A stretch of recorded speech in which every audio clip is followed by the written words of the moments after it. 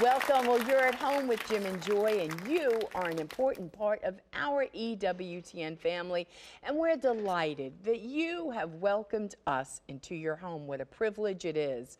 Well, we want to hear from you, so send us an email with a question or a comment to jimandjoy@ewtn.com. Well, today we have a beautiful guest. Her name is Sue Eck. She is the Executive Director of Billings Ovulation Method Association. It's a great website, BOMA, BOMA-USA.org. You can go to that website and learn all about it. We're going to have a beautiful discussion today. It's a little sensitive subject matter, so maybe mature subject matter, so maybe you don't want your little kids hanging around. We're going to be talking about sexuality and the beauty of a woman. Speaking about the beauty of a woman, we had the privilege of taking our 38-year-old twin girls to dinner last night. They didn't want their husbands with them. They didn't want their children with them. They just wanted to be with the people that made them, their mom and dad. It was just great to look into their eyes and into their faces. And you were busy birthing them at that time, some 38 years ago. But I was actually watching everything and supporting you in it, and just to look into their faces, to know they have 11 beautiful children amongst them, a number of others that were miscarried and who we hope to see face to face. I believe we will see face to face. Delightful time. And you also went to a movie. Who'd you take with you? I took 5 of the 16 grands to the movie. Easy, piece of cake. And we went and we saw a great movie, the Christopher Robin movie. Really recommend it. It was just good for your soul. I cried. The kids were really enjoyed it, and it's a great movie. So if you're looking for something to do with the grands, it's a great flick. We're going to be speaking with Sue Eck, as we said, about the Billings Ovulation Method Association. And I want to recommend to you again, ewtn.com/HV50. Everything you want to know about Humanae Vitae. And this natural family planning flows out of that vision of a man and a woman together in that union of marriage, babies and bonding. Go to that website, beautiful articles, DVDs, news reports, studies on contraception, the negative nature of contraception, the greatness of natural family planning. And so go to ewtn.com/HV50. It's going to tell you a lot of information. It's going to be a wonderful, wonderful show here today. A lot of information for you. So please don't go away. We'll be right back.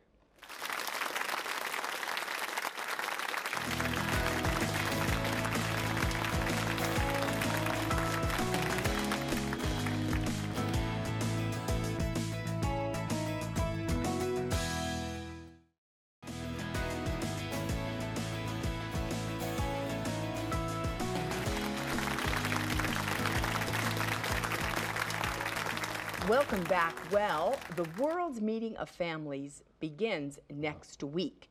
And if you can't go to Dublin, Ireland, EWTN is going to bring you all the highlights, including the visit by Pope Francis and at the conclusion of the entire event. So here is a little bit of a clip to what is in store for you.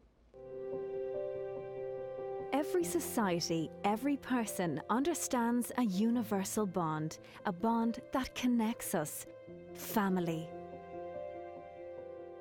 We are sons and daughters, mothers and fathers, grandparents, aunts, uncles, cousins, brothers and sisters. Family has its challenges, but it can also be the place where we share the greatest tenderness and joy. The joy of love experienced by families is also the joy of the Church. Our Catholic Church is a family of families. Every 3 years, the Church brings together the largest international gathering of families in the world. In 2018, this gathering will take place in Dublin, Ireland, a place known for its long Christian heritage and its welcome. For centuries, Irish missionaries have travelled the world proclaiming the joy of the gospel. Now we look forward to welcoming people from every corner of the world to our shores for the 2018 World Meeting of Families, including having Pope Francis join us for the Festival of Families and the final Mass. Our Holy Father, Pope Francis, is encouraging families from all across the world to come to Ireland in 2018 to celebrate family life and to reflect on the importance of family in our lives. The family is a central theme of the ministry of Pope Francis. He produced this wonderful document, Amoris Laetitia, on the joy of love. And this is what we want to celebrate in the World Meeting of Families. As Archbishop of Dublin, I'm very pleased to have been asked to host this meeting and to invite you to join with us in preparing for this event and hopefully also to come to Dublin to celebrate with families from all around the world. Families come in all shapes and sizes. Join us in Dublin at the World Meeting of Families 2018, where we will celebrate family life in all its wonder, strength, trials and triumphs. A life-changing experience that will enrich you and your family.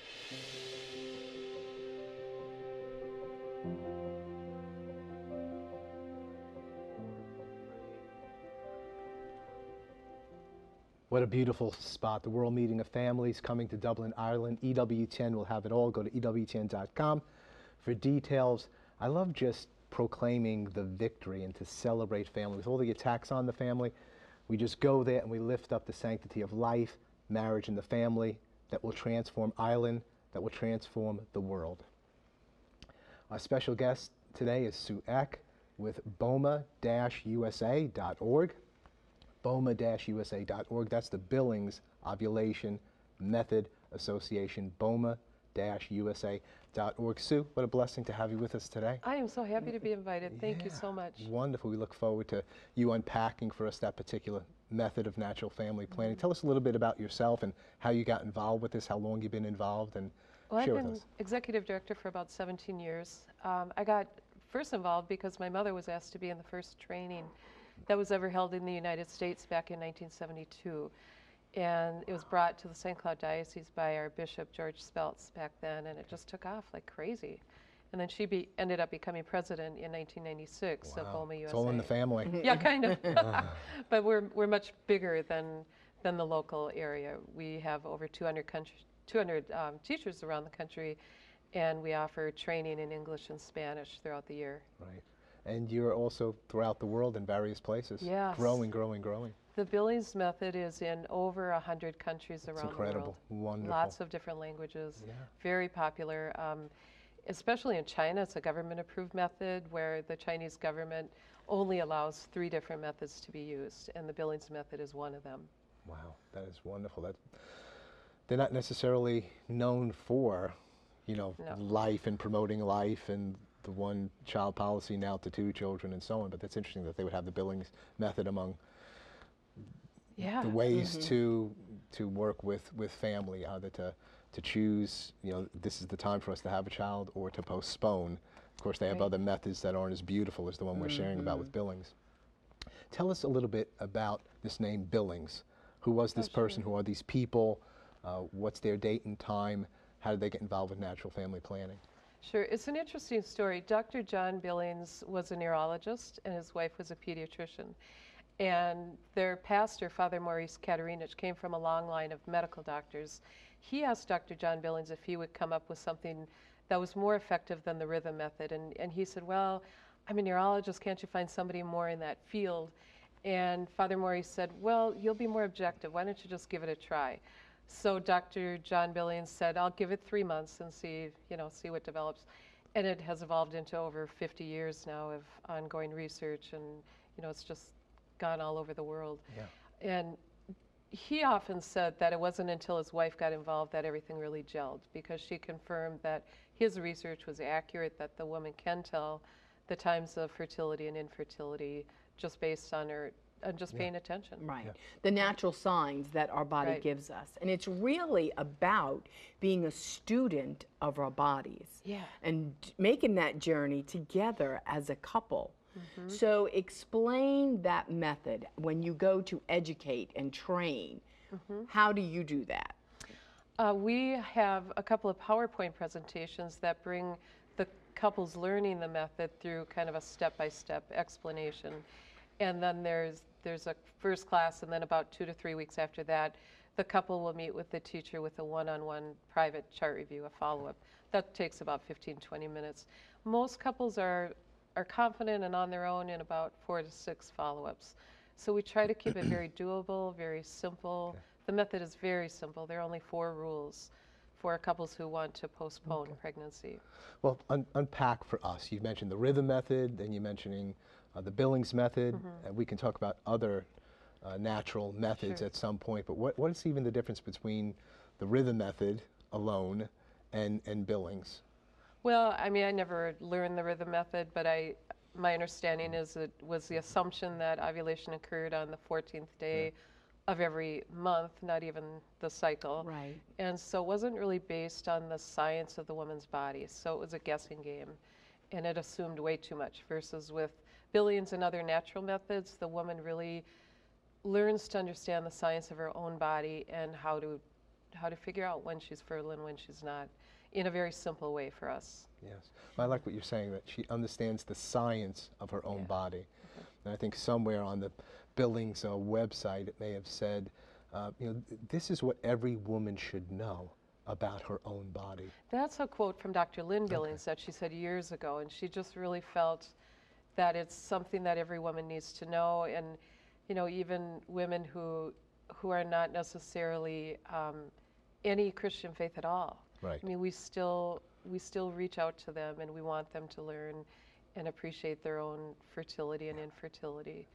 And they just never wanted anyone to be deprived of the information. And Dr. John, they were devout Catholics, and Dr. John Billings would joke that the ovaries aren't Catholic.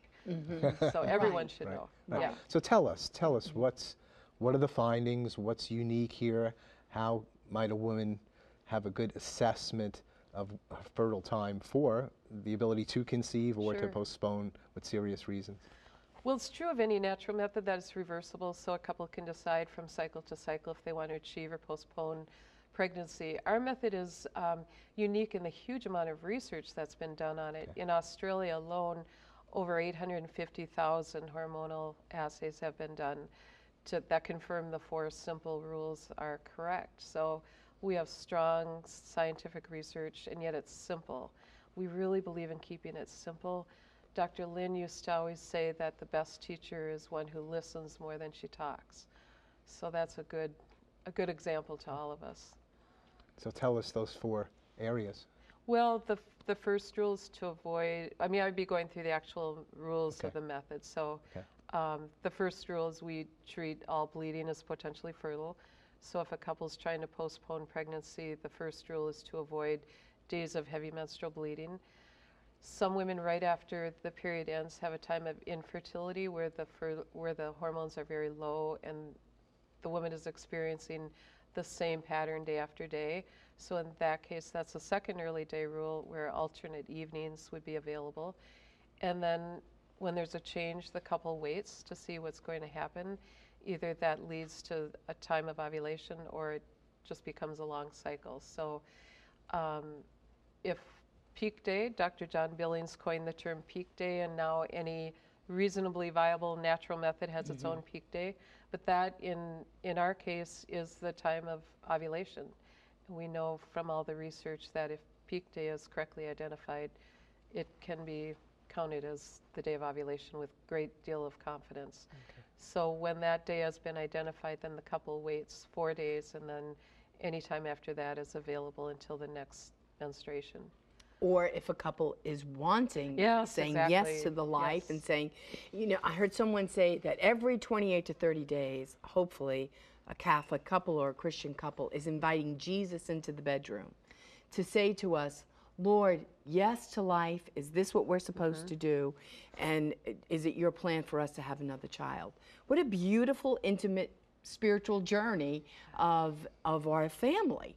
Right? Where mom and dad are really seeking God's heart and mind for their family, either yes to life or no, it's best that we wait at this particular time for our family.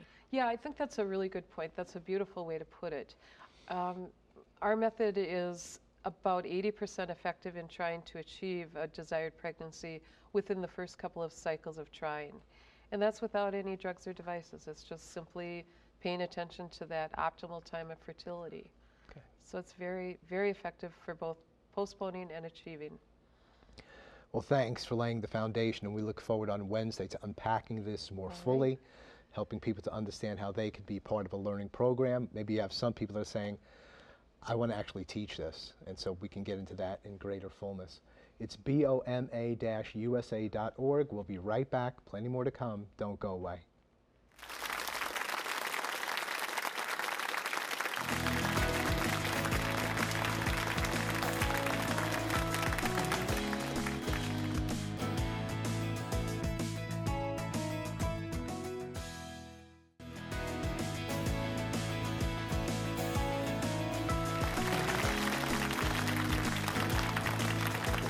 It's fun. Welcome back. Well, in a moment, Father John Paul is back on At Home, and he will be joining us on this show. But first, we're going to go straight to Rome to hear from Joan Lewis. Now, Joan, there was a big event this past weekend in Rome. What was going on? Greetings from Rome, a very hot Rome, but then it's summer, it's August, and I think it's pretty hot everywhere. And it was pretty hot this weekend. It was a very big weekend for about 70,000 young people who came to Rome from all over Italy. They had a vigil in the ancient Circus Maximus with the Holy Father Saturday night, came to St. Peter's Square for Mass on Sunday with the Cardinal, and then the Pope addressed them again after the Mass at the Angelus. Now, this weekend was the culmination of a week-long walking pilgrimage where tens of thousands of Italian youth walked through the streets of their dioceses, many continuing on to Rome. And this was called Per Mille Strade, through 1,000 streets. Now, at the vigil on Saturday, the Holy Father answered a number of questions that had been submitted to him in advance. One is kind of typical of questions that the kids had about their future. One girl said, I went to a professor I admire and respect, asked him about spending my future in my passion, which is art, but he discouraged me from doing so. And he said, no, better go into business. You'll have a job after you graduate. But the Pope said, fear brings pessimism. And he decried such dreams of convenience. But he advised the kids, and this is beautiful. He said, take risks on the street of your dreams. Now, as to their faith, the Holy Father encouraged his young friends to run, not walk, towards Jesus and their brothers and sisters. Do so with hearts filled with love, faith, and especially joy.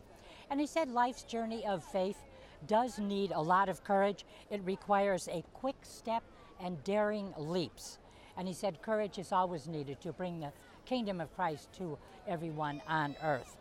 Now, he also said, and kind of reiterated on Sunday, he said Christians should not shy away from the negative, from defeat, from suffering, even from death, because Jesus gave his life for us.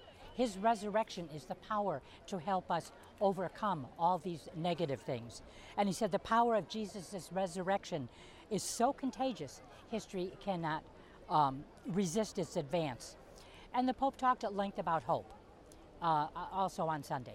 He said hope can be rekindled in every place where life is oppressed, where violence, war, and misery reign, and where people are humiliated or trod underfoot. So powerful and very loving words from the Pope. And when he left Circus Maximus on Saturday, then the young people were allowed to come into 19 different churches in Rome that remained open all night long for adoration, for confession, for meditation, and just for meeting other young people. So a great weekend here in Rome. But time's up. Back to you. Joan, thanks so much for another wonderful report. How wonderful for our Holy Father to be with all those young people. And it was amazing to see him circling that Circle Maximus, to think of the evil that took place there, and the torture and slaughter of Christian people, and then to see all those young people praising the Lord. So it was very, very powerful. Father John Paul, it's wonderful to see your face. We've missed having you here. I see you on Life on the Rock periodically, which is just doing so very, very well. We watch. Yeah. It's been great, but it's great to see your smiling face. It's good to be back. I think just in October is going to be the synod for the youth and discernment and discipleship and mission, and these, I think these are just a series of things, initiatives that are happening through Rome and throughout the church to prepare young people to discern, you know, how the Lord is calling them in their life to be missionary disciples. Yeah, and to run. Yeah. Not just walk, but to run to God, to run towards this world, and to have something to bring, have someone to bring to this world. You can't give what you don't have. Right. You know, nemo dat quod non habet. Right. You And the cannot beautiful give. thing he occurred, don't be afraid. Yeah. Right? He said, have no fear. We need to be full of coraggio. We need to be full of faith. We need to be full of courage, and we need to be filled with hope. Well, courage is fear that has said its prayers. You know, Right. very simply put. We're all going to be anxious, a little bit afraid, Yeah. but courage, coraggio, Yeah.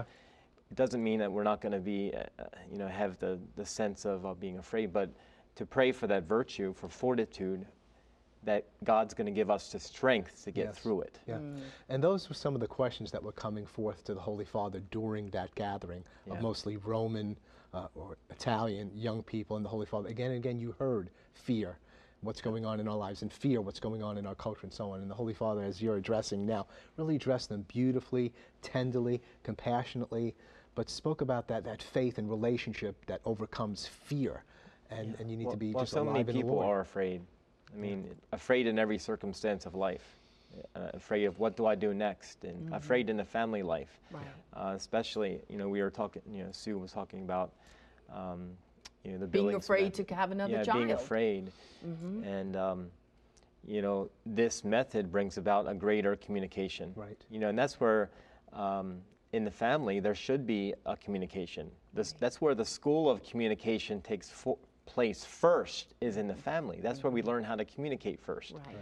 And, you know, as we know, 75% of all communication is listening first. Yeah. You know, and listening to your body.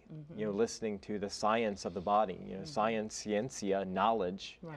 is to have a knowledge of who you are as a human person, and that's for anybody. Amen. Is to have And this to knowledge. trust God who made you. Yes. And that what he made was beautiful, Yeah. and that he has a plan.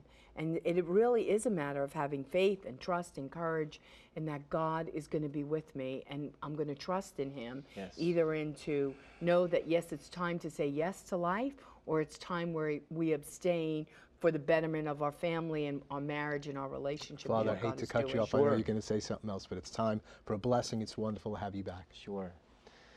Family, may the Lord bless you and keep you, and may he turn his face to you and be merciful to you, and may he show you his kindness and give you his peace. May Almighty God bless you, the Father and the Son and the Holy Spirit. Amen. Thanks Welcome back. Thanks so much for being with us today. Let's all together build a new culture of life. Keep it on EWTN. Bye now.